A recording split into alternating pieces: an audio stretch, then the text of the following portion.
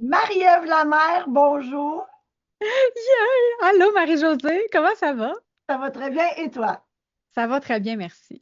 Faut dire aux gens que nous, on se connaît à cause de l'Académie du podcast. On s'est vu en vrai dans un bootcamp. On se voit aussi dans les salons de l'éveil. On se voit un peu partout. Mais même à ça, je sais pas trop ce que tu fais dans la vie. Donc, écoute, aujourd'hui, je te laisse la chance de t'expliquer d'où tu viens, qu'est-ce que tu fais, puis tout ça. Mais avant, je veux savoir, est-ce que tu es parente avec le juge Lamère de la Cour suprême? Je pense pas. Avec, C'est une très avec, bonne question. OK, avec Bobinette de Christine Lamère.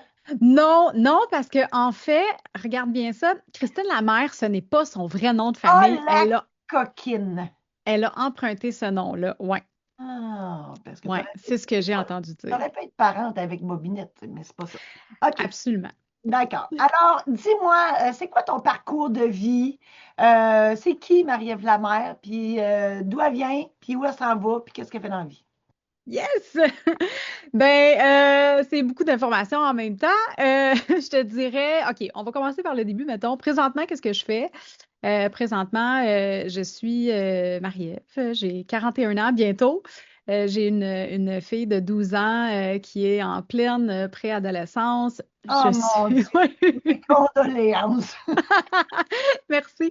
Mais pour vrai, ça va quand même bien. Ma fille et moi, on a vraiment une super belle relation. Fait que, tu sais, oui, c'est challengeant parce que l'attitude et tout, mais tu sais, en grande majorité du temps, là, ça va très, très bien. Je suis beaucoup dans la gratitude d'avoir une si belle relation que ça avec ma fille.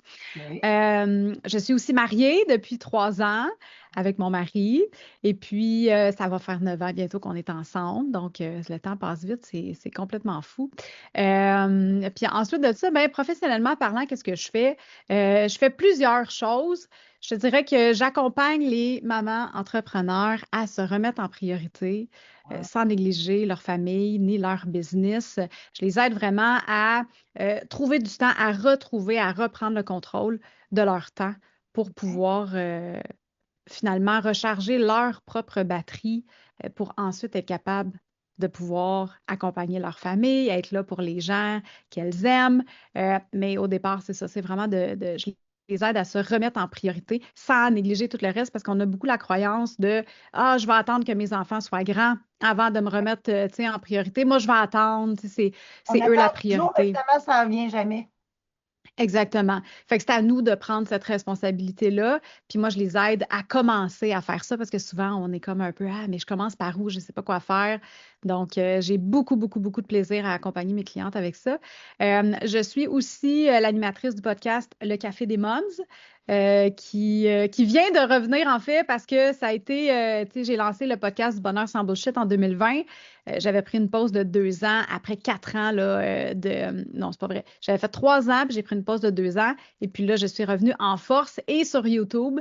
Donc, le podcast est maintenant sur YouTube aussi. J'adore ça, cette nouvelle aventure de vidéo, là. Ouais, c'est vraiment cool. Et puis, sinon, professionnellement, ben, on s'est rencontrés, comme tu l'as mentionné, au sein de l'Académie du podcast.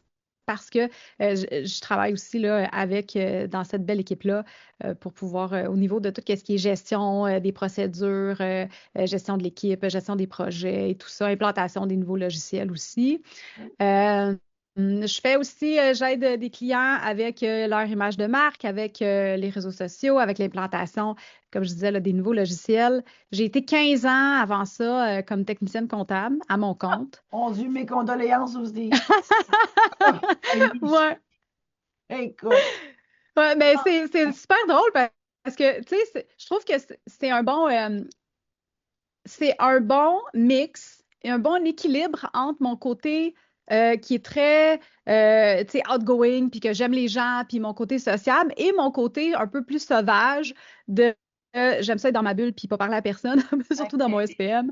Fait que tu vois, comme ça, ça m'a aidé beaucoup, là, la comptabilité à ce niveau-là. Mais ouais, c'est ça. Puis écoute, je ne vais pas tout nommer ce que j'ai fait. Je pense que ça serait moins long de dire ce que j'ai pas fait professionnellement que tout ce que j'ai essayé parce que je suis une multipassionnée. Donc, il y a plein de choses que j'ai faites dans ma vie là, que j'ai voulu apprendre parce que, ouais, OK. Et c'est.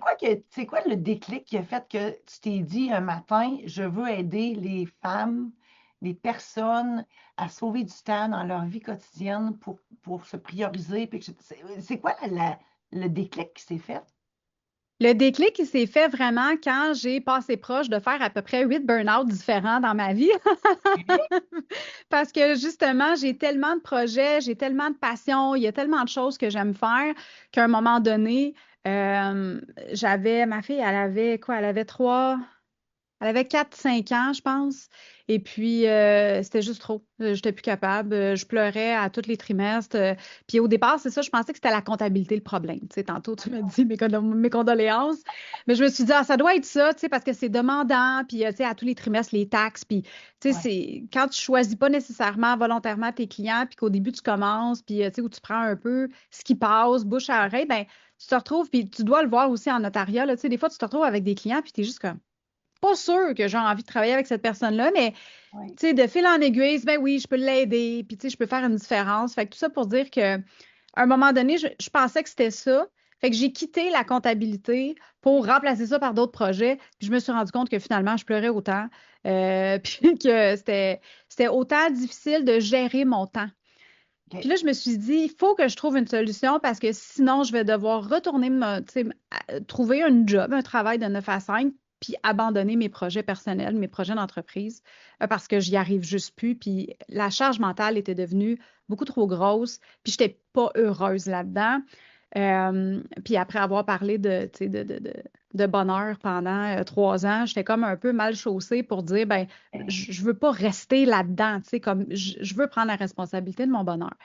Fait que j'ai cherché, j'ai commencé à faire des recherches sur Internet, puis là, je me suis rendu compte que, ben, regardons ça, il y avait des outils, des formations en ligne, des livres sur la gestion de temps, que je n'étais pas toute seule, tu sais, Ah, comme maman, à avoir, mais en fait, je n'étais pas toute seule dans la vie, là, à avoir des struggles sur comment bien gérer mon temps, comment bien planifier, c'est quoi les outils qui existent, autant physique, papier que numérique. Tu sais, c'est quoi les trucs, est-ce qu'on peut mettre en place? C'est quoi des routines? Fait que je me suis vraiment comme formée là-dedans. OK. Puis, je me suis donné un challenge avec moi-même pendant 30 jours. Puis, je me suis dit, là, il faut que je reprenne le contrôle parce que là, je prenais plus soin de tu sais, mon énergie, je prenais pas soin de ma santé physique, je prenais pas soin de ma santé mentale. Fait que j'étais comme en gros dégringolade. Puis, c'est pour ça, j'imagine que je pleurais aux 3 mois aussi. Ça devait Ouais. pas aider, tu sais. Puis, je me suis donné un challenge. Puis, le challenge a été, je prends soin de moi, de mon corps, de mon esprit, de ma spiritualité, de mes émotions à tous les jours pendant 30 jours Ah ouais. et je continue les projets que j'ai en place. Ce que je pensais qui était impossible au départ. Mais là, je m'étais formée, j'avais appris des trucs, j'avais commencé à mettre des routines en place. Puis après 30 jours, je me suis rendu compte que pendant un mois, à chaque jour, je me suis entraînée, j'ai pris des bonnes décisions alimentaires, je faisais de la méditation, puis c'est ça, je bougeais à tous les jours et ça a vraiment changé ma vie. Ça a changé mon humeur, ça a changé mon énergie, ça a changé ma perspective aussi sur qu'est-ce qui était possible en tant que maman qui voulait se lancer en affaires. Puis là, je me suis dit, OK, je viens de mettre le doigt sur quelque chose, il faut que j'aille aider. Dans ce temps-là, je les appelais mes heureuses. Je me disais, il faut que j'aille aider mes heureuses. Les heureuses sont devenues mes moms, Ouais. mais c'est ça. Je me suis dit, il faut que je fasse quelque chose par rapport à ça parce que moi, ça a vraiment changé ma vie. Donc, ton podcast et ton entreprise, donc tout ça, c'est la recette Marie-Ève. Parce que, comme tu dis, il y en a d'autres qui font ça. Mais toi, c'est ta recette à toi que tu as développée, que tu testé. C'est ça que tu vends, en fait. Exactement. Puis j'ai appelé ça la productivité positive. C'est mon approche qui est séparée en cinq étapes. Là, si tu veux, tu sais, j'appelle ça les 5 P de la productivité positive. C'est la phase, la première, c'est la prise de conscience. Fait que c'est de prendre conscience de où est-ce qu'on en est présentement. Tu sais, quand j'ai commencé mon challenge avec moi-même, je me suis dit, OK, je me situe où présentement? C'est quoi mes routines? Qu'est-ce que je fais au quotidien? Qu'est-ce que je fais pas au quotidien? Fait que c'est de ne pas être dans le jugement, mais bien dans l'observation de où est-ce qu'on en est. Ensuite de ça, le deuxième P, c'est la perception. Fait que comment est-ce que moi, je perçois tout ça? C'est quoi ma vision face à ce que je vis présentement? Puis qu'est-ce que j'ai envie de créer dans ma vie? Comment est-ce que j'ai envie de vivre ma vie? Puis comme on dit, quelle serait ma best life? Qu'est-ce qu'il faudrait, tu sais, que j'aurais dans ma best life?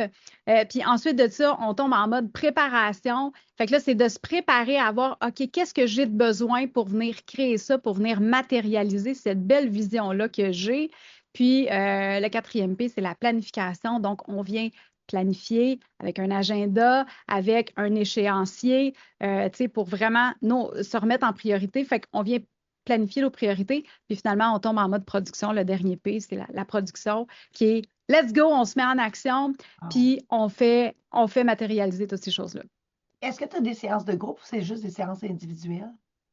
Je te dirais que présentement, le programme que j'ai, c'est un programme de groupe.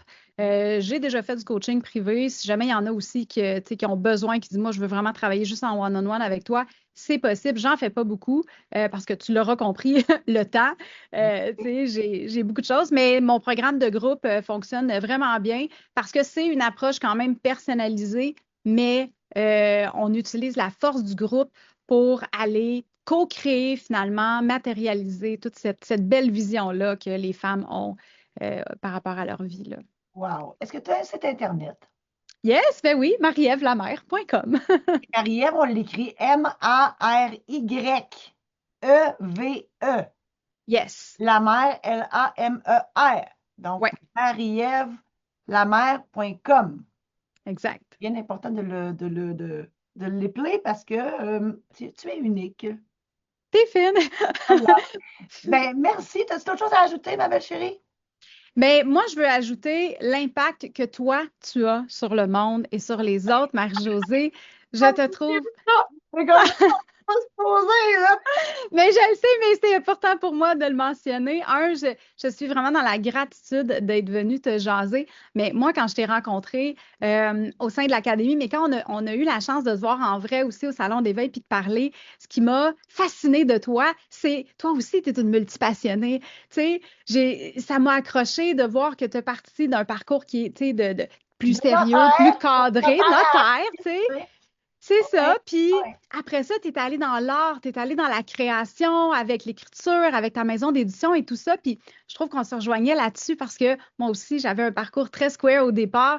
Puis je suis allée beaucoup plus dans la création après. Puis je trouve que qu'est-ce que tu apportes autant sur ton podcast et ton attitude que tu as envers les gens. J'ai encore mon sticker pour les gens qui t'écoutent, qui nous écoutent aujourd'hui. Là, je vous dis, il faut que vous ayez voir vraiment l'écosystème de Marie-Josée. Tu sais, ton sticker que tu mets sur le frigo, là, ça disait En mange d'autres donc de l'amour. Je l'ai encore sur mon frigo.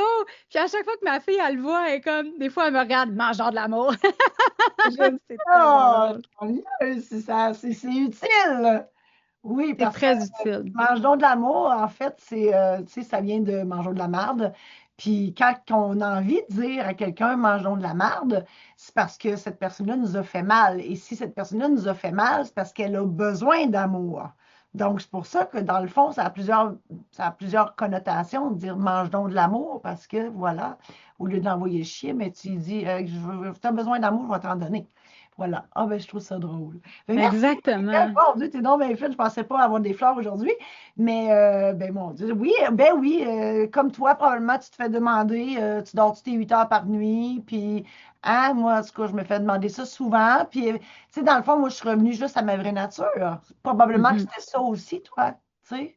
Tu sais, Absolument. on Ouais. essaie de On ne fit rentrer un pas dans une triangle. boîte. On essaie de mettre un triangle dans un cercle, ça ne marche pas. Fait qu'à un moment donné, regarde, moi, ça a pris 31 ans avant que je me rende compte. Tu sais, vaut mieux tard que jamais, oui. Donc, c'est ça. Mais l'important, puis moi, c'est ce que je véhicule comme message, l'important, c'est qu'il n'y a pas d'âge et l'important, c'est de le faire, c'est de sauter dans le vide à un moment donné, puis pas avoir peur. Puis, regarde, toi et moi, on est la preuve vivante que ça se fait. Ça se fait par du monde de trouver sa vraie vie et d'être passionné, puis d'en vivre et d'aider les gens. Je pense que c'est ça aussi. Souvent, les gens vont focuser sur l'argent parce que tu étais comptable, puis toi aussi, dans ton cheminement, tu t'es posé la question comment je vais faire pour vivre, parce qu'effectivement, ça prend de l'argent pour vivre. Mais à un moment donné, moi, je dis aux gens, si tu es passionné, si tu donnes ton 200% dans ce que tu aimes, tu ne pourras pas faire plus que réussir.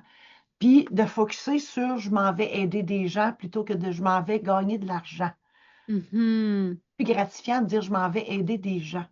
Donc, Tellement, tellement.